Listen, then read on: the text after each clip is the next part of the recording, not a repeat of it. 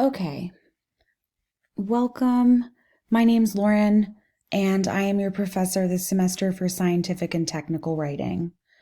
This presentation really just goes over some course explanations, and I just am trying to explain to you what I expect, any procedures that we sort of have, and just an overview. So just pretty basic stuff. It'll be quick.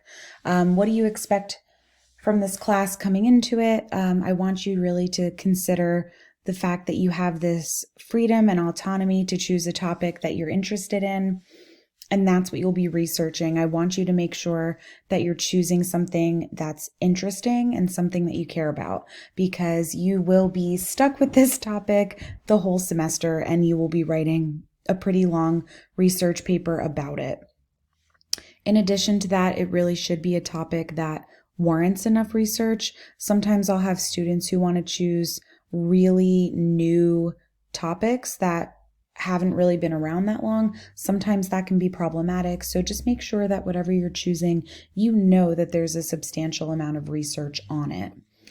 You'll be collaborating with each other. There's a lot of peer editing, and you guys will also be working in groups for certain activities. So sometimes you'll be with a partner, sometimes in small groups, and we will be conferencing throughout the semester, and you'll be getting a ton of feedback on different assignments.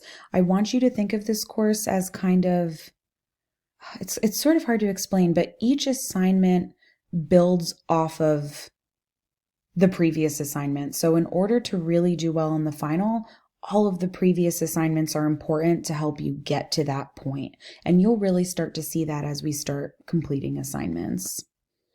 So you are going to be doing a lot, and I really mean a lot, of research. We follow APA formatting standards. The most recent edition, I believe it's the 7th. Your final paper for this class will be 15 to 20 full pages in length. Those are single-spaced pages, and you are going to be writing at least 6,000 words. So I tried to give you the equivalency of this. I just need you to know that going into it. It is in 12-point font Times New Roman, and you must have for your final paper at least 10 sources. One thing I like to tell students about those 10 sources, half of your source count always for every assignment has to be scholarly. And we'll talk more about that if you need a quick refresher on scholarly versus popular sources. So this is the breakdown of the major assignments. There are 7 major assignments that count as a grade on our syllabus. We have the job search assignment, which is 10% of your grade.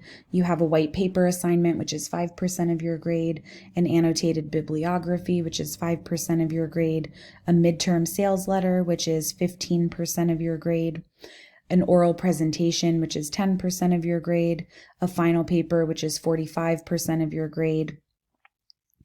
And you also have a participation grade. And this really includes all of your smaller homework assignments, your peer editing. This should be the easiest grade that you earn. However, I do always have students who don't complete the homework assignments, they miss them, they don't participate in peer editing consistently, and they end up failing participation. And I want you to know that's 10 percentage points, and it really can mean the difference between an A and a B or a B and a C. So that's just something to keep in mind.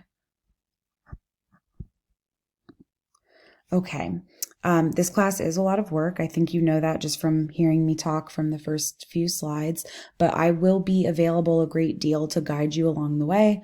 I do have office hours by appointment, so let me know. I know I have students all over the place in the summer, and in the fall, I had students in different countries and different time zones. So I feel like just scheduling a time with me that works best for you is probably better. There will also be a library session to help you kind of refamiliarize yourself with our library, how to research, how to use databases. So make sure that you are utilizing those tools. All major assignments must be submitted in order to pass the course. If you miss one assignment, even if it's a 5-point assignment, you cannot pass the course. Late assignments will be heavily penalized. You can ignore this. They will be heavily penalized, so you will lose a lot of credit for a late assignment. A major assignment will not be accepted unless all previous assignments have been submitted. This really goes off of the point of me explaining to you just a few slides back that every assignment builds off of the previous assignment. So I can't really accept an assignment if you're missing something before it. It just wouldn't make sense. Your final proposal must receive a passing grade in order to pass the course. And just a reminder, I'm not sure if you've ever taken a writing program course, the lowest passing grade is a C. So anything below a C is considered an F. So just be mindful of that as well.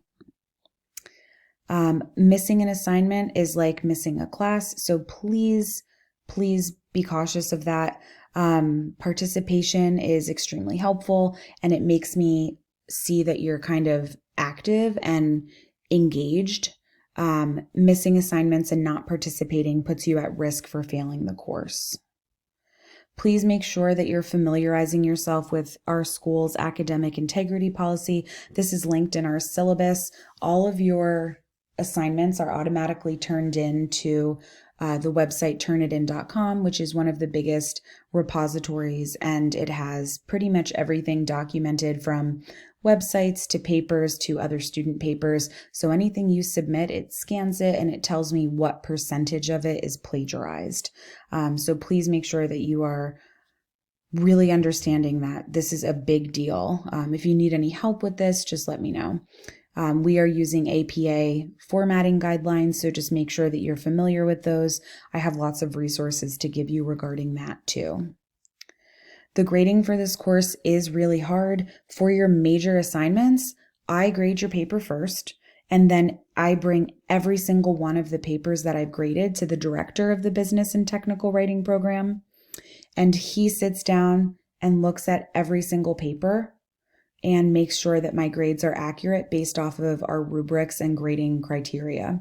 I know this sounds scary, but it's actually really good because it really guarantees that doesn't matter who you have as a professor, everyone is held to the same standards. If you ever have any questions, just feel free to email me at any time.